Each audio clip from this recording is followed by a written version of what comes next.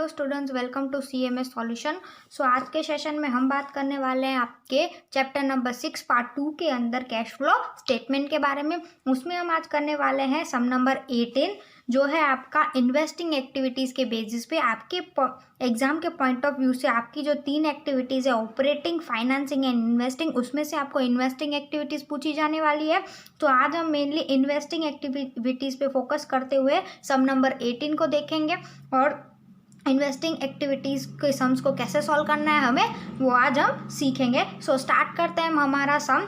So read करते हैं सबसे पहले, from the following given information calculate the cash flow from investing activities. इससे पहले के वीडियो में मैंने इन्वेस्टिंग एक्टिविटीज़ का अच्छे से इंट्रोडक्शन दिया है। अगर आप पहली बार ये वीडियो देख रहे हो मेरे, तो आप पहले जाके इंट्रोडक्शन के वीडियो को देखो, जिससे आपको ये सम अच्छे से जल्दी से समझ में आ जाएगा। सो स्टार्ट करते हैं हम। सबसे पहले हमें दिया हुआ है यहाँ पे sale of non current investments. Okay, तो यहाँ पे हमने मेनली कौन सी बातों को ध्यान रखना है कि सम के अंदर इन्वेस्टिंग एक्टिविटी है या नहीं है, वो सबसे पहले वो आइडेंटिफाई करो। उसके बाद कैश इनफ्लो हो रहा है और कैश आउटफ्लो वो हमें देखना है। तो यहाँ पे अगर हम देखें तो अगर आप कोई भी चीज़ यहाँ पे परचेज कर रहे हो इन्वेस्टिंग एक्टिविटी के अंदर, तो परचेज करने से आपका कैश क्या होगा, आउटफ्लो हो जाएगा यहाँ पे, तो उसे आप कैश आउटफ्लो में दिखाओगे। और अगर कोई भी यहाँ पे इन्वेस्टमेंट सोल्ड कर रहे हो, असेट सोल्ड कर रहे हो कुछ, तो उससे क्या हो जाएगा, आपका कैश इनफ्लो होगा, आपके पास कैश आएगा तो आप उसे कैश इनफ्लो में शो करोगे।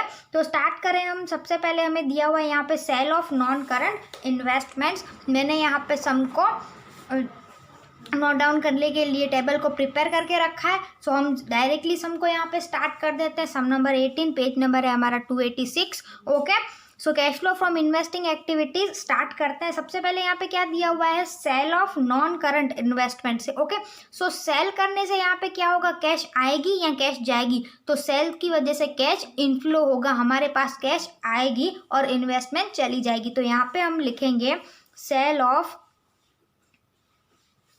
Non current investment. ओके, तो उसे हम दिखाएंगे यहाँ पे कितनी है वो हमारी, तो वो है हमारी 88,000। तो दिखा देते हैं हम वो भी यहाँ पे 88,000। ओके, यहाँ पे कैश इनफ्लो होगा, जो भी कैश इनफ्लो होगा उसे हम पॉजिटिव में दिखाएंगे यहाँ पे, और जो कैश आउटफ्लो होगा उसे हम नेगेटिव दिखाते हुए ब्रैकेट में डालेंगे, जिसकी वजह से हमें कैलकुलेट करने में आसानी हो। उसके बाद अगर हम देखें तो परचेज ऑफ लैंड, लैंड को परचेज किया है, परचेज करने से क्या हो जाएगा, कैश आउटफ्लो हो जाएगा। तो वो कितना है यहाँ पे 1,48,000। सो वो हम यहाँ पे दिखा देते हैं, परचेज ऑफ लैंड। ओके, कितना है वो यहाँ पे हमारा 1,48,000। अब परचेज करने से आउटफ्लो हुआ ना, तो वो हम यहाँ पे ब्रैकेट में शो कर देंगे। फिर परचेज ऑफ मशीन, मशीन कितनी की परचेज की हमने, 98,000। तो वापस से यहाँ पे दिखा देंगे हम परचेज ऑफ मशीन, ब्रैकेट के अंदर डाल देंगे, वो भी हम 98,000। उसके बाद अगर हम देखें तो फोर्थ में हमारा है सेल ऑफ फर्नीचर। फर्नीचर को सेल करने से क्या होगा, कैश इनफ्लो होगा कि आउटफ्लो होगा, तो कैश यहाँ पे हमारा इनफ्लो होगा और फर्नीचर चला जाएगा। तो sale of furniture, so cash inflow कितना होगा हमारा यहाँ पे 45,000। उसके बाद हमें देखिए रखा है यहाँ पे dividend received on investment. Okay, यहाँ पे इन्वेस्टमेंट पे हमें डिविडेंड रिसीव हो रहा है। तो डिविडेंड कब रिसीव होगा, जब हमने सामने इन्वेस्ट किया होगा। तो इन्वेस्टमेंट एक्टिविटी के अंदर वो काउंट तो होगा ही, और उसका जो डिविडेंड रिसीव होगा वो हमारा हो जाएगा यहाँ पे कैश इनफ्लो। सो हम कैश इनफ्लो में दिखा देंगे डिविडेंड रिसीव्ड ऑन इन्वेस्टमेंट। सो वो कितना है देख लेते हैं यहाँ पे हम, वो है हमारा 40,000। तो वो भी हम यहाँ पे शो कर देते हैं। उसके बाद अगर हम बात करें तो पेड फॉर गुडविल, हमने गुडविल के लिए पे किया है। पे कब करेंगे, तो जब गुडविल को परचेज कर रहे होंगे। सो वो हम यहाँ पे दिखा देंगे परचेज ऑफ गुडविल। गुडविल क्या है, हमारी इंटेंजिबल असेट, और उसे परचेज करने से हमारा कैश आउटफ्लो हो जाएगा। सो वो हम यहाँ पे शो कर देंगे 32,000। आगे अगर हम देखें तो दिया हुआ है इशू ऑफ शेयर्स।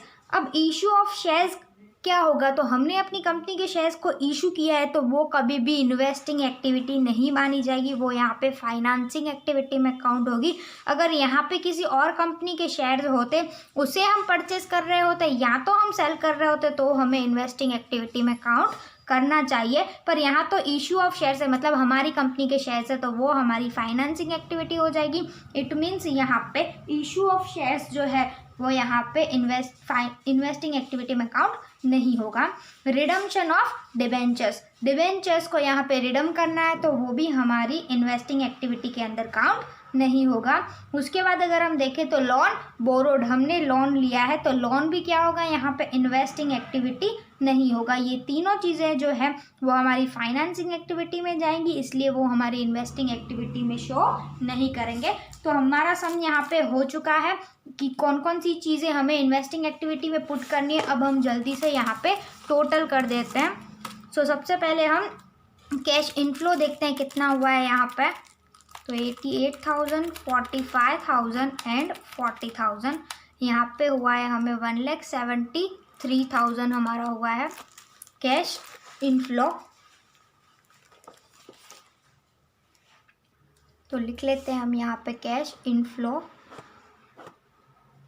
1,73,000। अब देखते हैं कि कैश आउटफ्लो हमारा कितना हुआ है यहाँ पे।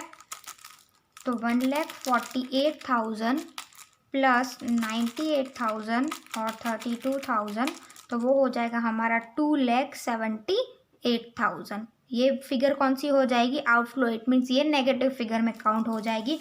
अब यहाँ पे देखते हैं हम 1,73,000 हमें इनफ्लो हो रहा है और आउटफ्लो सामने ज़्यादा हो रहा है। इट मीन्स यहाँ पे कैश आउटफ्लो में काउंट करेंगे हम। तो 2,78,000 में से अगर हम 1,73,000 को निकाल दें तो बाकी के 1,05,000 यहाँ पे क्या हो जाएंगे, 1,05,000 यहाँ पे हमारे हो जाएंगे cash outflow from investing activity. तो यहाँ पे हम दिखा देंगे cash outflow from investing activity. So वो कितना हो जाएगा हमारा 1,05,000। ओके, सो हमने इन्वेस्टिंग एक्टिविटी के सम नंबर 18 को यहाँ पे सॉल्व कर लिया और हमारा आंसर आ गया 1,05,000 नेगेटिव में कैश आउटफ्लो। सो मिलते हैं अगले वीडियो में एक और इन्वेस्टिंग एक्टिविटी के नए सम्स के साथ। Thank you so much for watching this video.